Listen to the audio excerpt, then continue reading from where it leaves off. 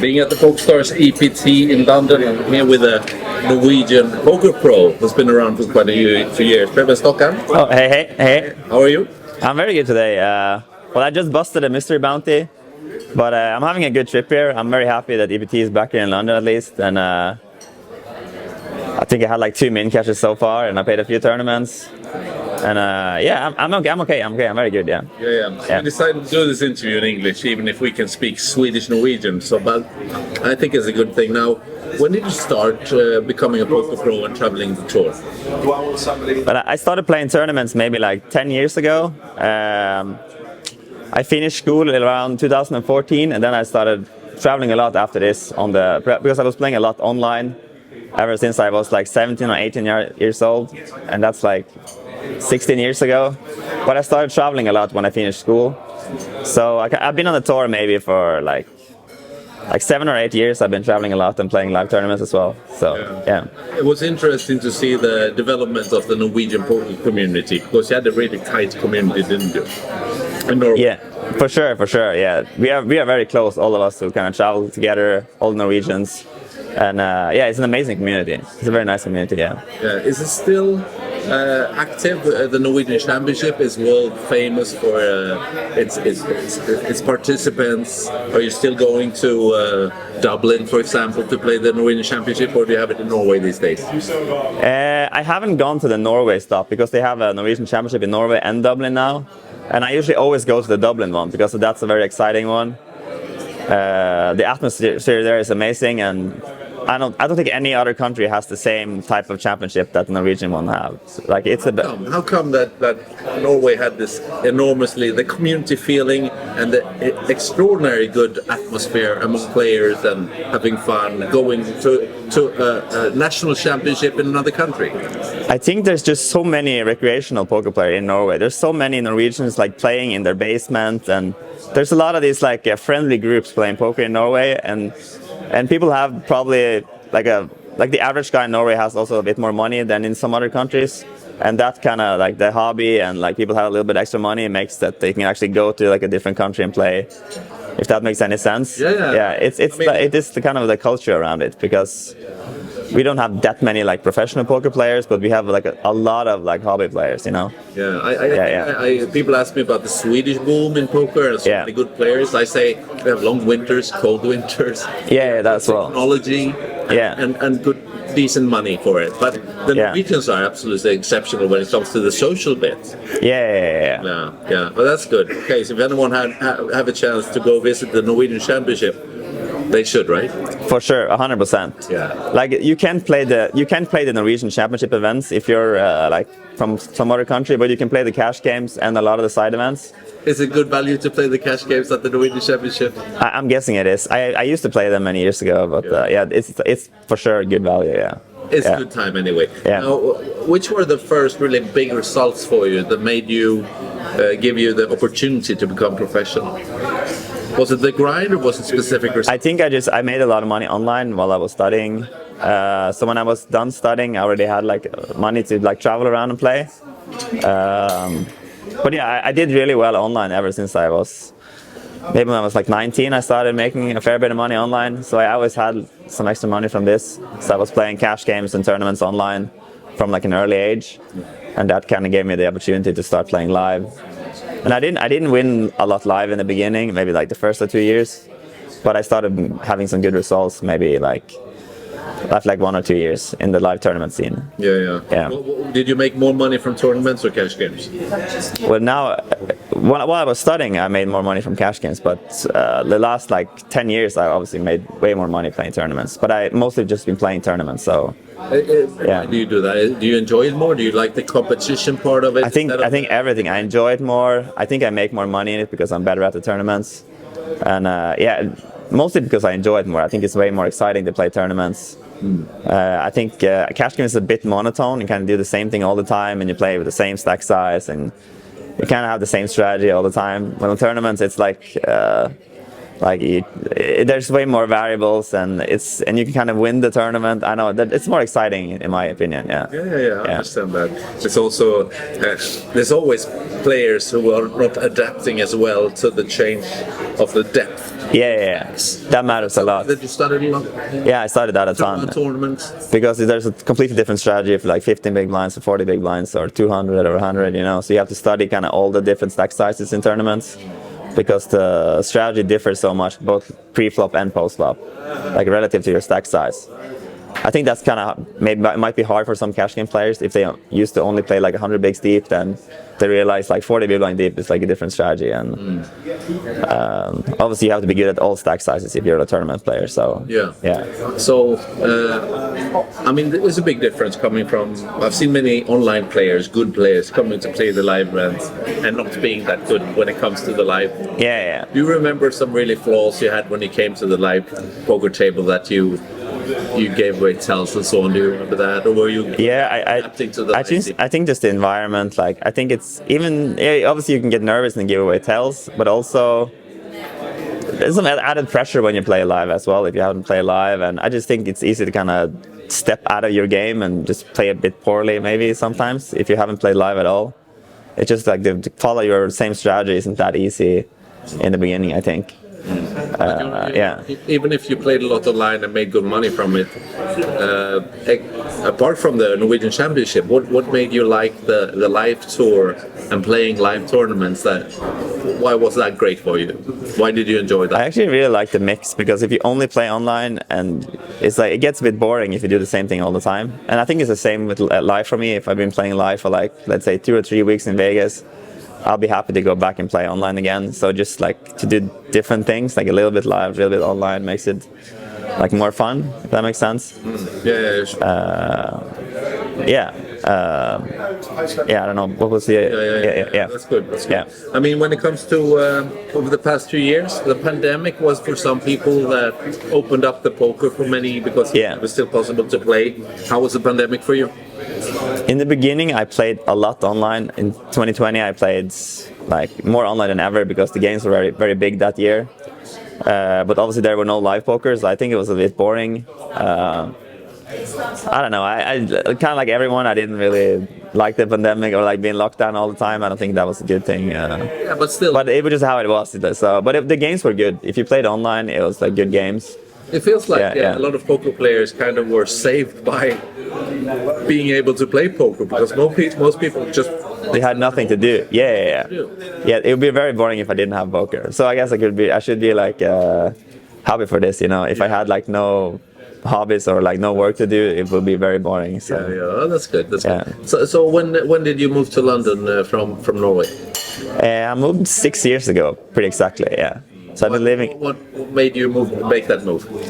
Well, there were different things. I had some really good poker friends who lived here in London, and I also moved a little bit because of taxes. There's like a lot of taxes in Norway for poker players, while in the UK there's no tax on gambling, so you don't have to pay taxes on your like profits. You don't regret that move, right? No, not at all. It was like the clear move. Yeah, I could have moved even earlier, but maybe it was a bit slower because I had friends living here, playing here, like even earlier than this. But I moved in the end, and I think I'll be staying here a few more years at least. Yeah. What are the best things about living in London, except for being able to play tax-free? I think it's just so much stuff to do here. There's a lot of nice parks, there's a lot of nice nightlife and restaurants, and it's just a very exciting city. There's lots of stuff to do. I think some people don't like it because it's like too busy, or so some people are like they want to get out of the city as well. But I really enjoy living in like a big city in general, and then I'm from a small city, so I can go back there and do some hiking and do some like nature stuff when I'm back home.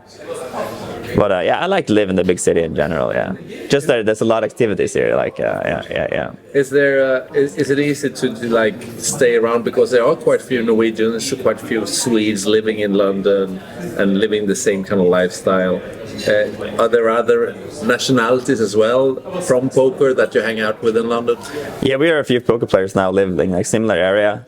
So there's a few cash game guys who live very close to me, and Espen Ulen, he lives now. He just moved in like 2 stories over me. Wow. So that's good. So did you share an apartment for a while or something? Yeah, we shared a house for like 2-3 years. Yeah, we were living in a big group of Norwegians in like a little bit outside of London. We had like a grinding house during the lockdown, and But now I'm living with my girlfriend, and it's just us now. So yeah. This is better. Did you have a piece? I didn't have a piece. I wasn't in Vegas this summer. I would have probably had a piece if I was there, but so that's a bit annoying. But Yeah. Well, what is it? You're good friends? Yeah, very good friends. Yeah. Has it changed him a lot? The win of the World Series? I don't think so. No, I don't think so at all. No, I don't think he's the type of person who's going to get changed by this. He might play some higher tournaments, like he might play some higher buy-ins, but as a person, he's not going to change because of some winnings. I don't think so. We have another Swede living here as well. Kind of. I remember 2014.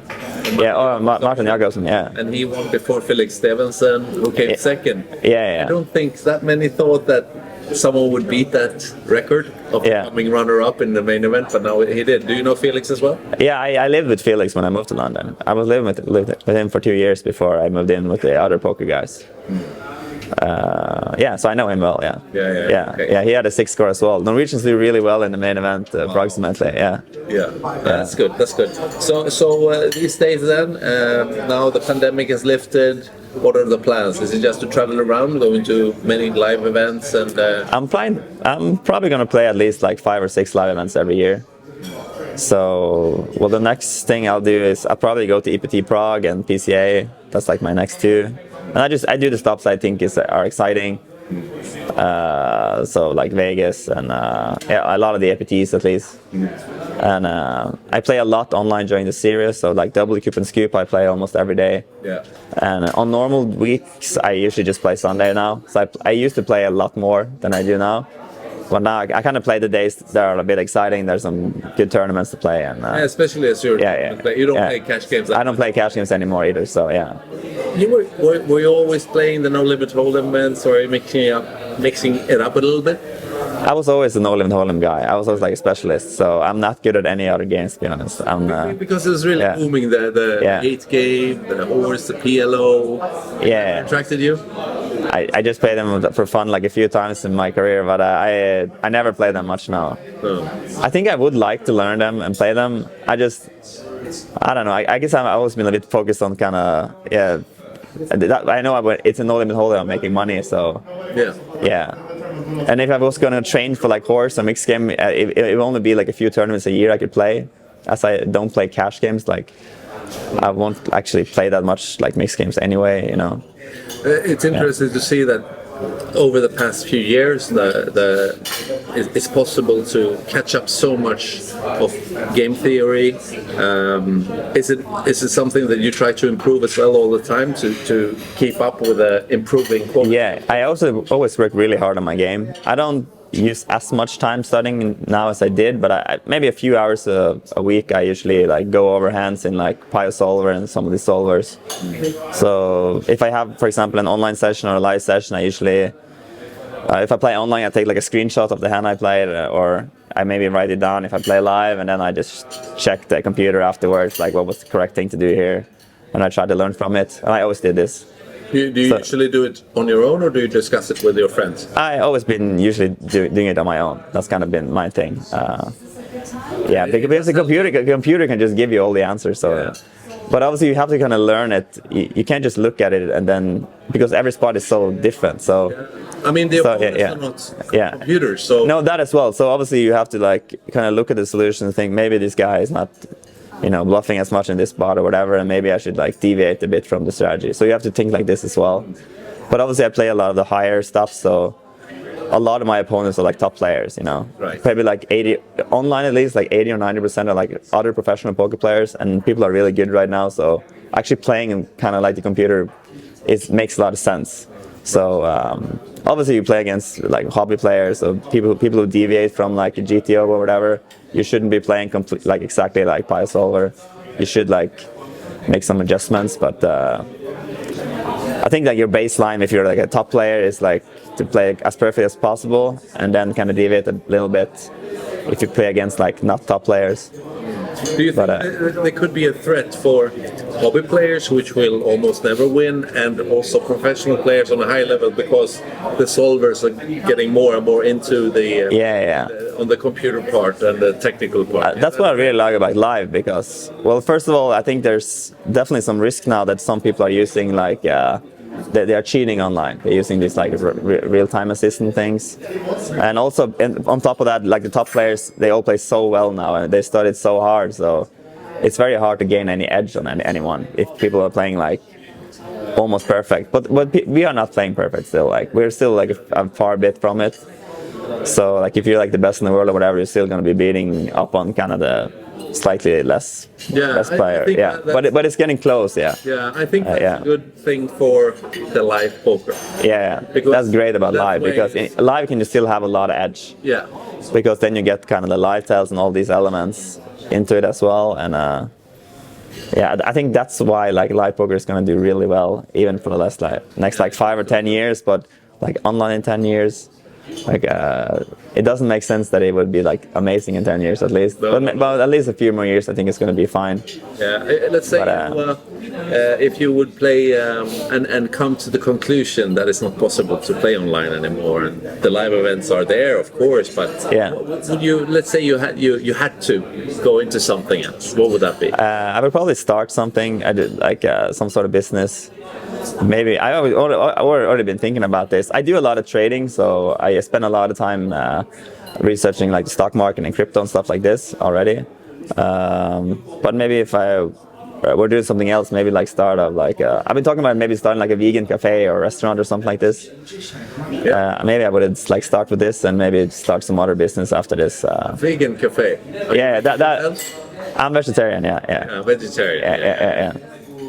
So that's an idea I have. Maybe someday I will start this restaurant. You said a while ago that you will stay here at least a few more years. It sounds like there might be options further down the road. Where would that be? Other places? I have been living in Oslo before, and so I could potentially move back to Oslo. I really like this city. Other than this, I'm not actually sure. I think like London and Oslo is like my favorite city right now for like living in. I don't know about maybe Miami or like LA or something like this. I'm not sure. I think Oslo, maybe back to Oslo. Yeah. Or if there's any other city. I can't really think of any other city, to be honest. It's funny because the lifestyle of a poker player usually is good if you don't plan too far ahead, because you need to be in the moment. Yeah. And maybe that's something for poker players. It's hard to plan too far ahead, right? It's very hard. Is that your philosophy? Yeah, for sure. Are you a good now liver? Like I really try this hard. I think, I feel like. I try really hard to be in it now. It's not that easy all the time, but I try this, for sure, Yeah. Okay. Yeah. So where would we see you on the live circuit in the coming months? I'll probably go to EPT Prague. There's a small chance I go to Vegas instead. There's like some big tournament in Vegas in December. There's like a big win event or something. I think Espen is going there, and a few other people I know, but I'll most likely go to Prague because I'm also heading back home right after this, and it's a bit shorter.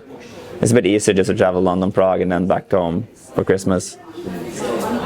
So EPT Prague, I already booked the hotel for PCA Bahamas. I'm going there in January. And that's a good one, right? Yeah, and those are the two ones I'm thinking about right now. Obviously, there's going to be other stops after this. I'll definitely try to go to Vegas next summer. And there's going to be the Norwegian Championship is changing from Dublin to Bratislava, so I'll probably go there. Those are the ones that I can think about right now. So well, it's good to see you, and good to see that life is good, right? Life is very good. I'm doing well right now. So you have a girlfriend, and we have a terrific girlfriend, and life is good for sure. Yeah. Excellent. I look forward to talk to you again in the future on the Swedish deal. Yeah. But for now, good luck with everything. Okay. Yeah. Thank you.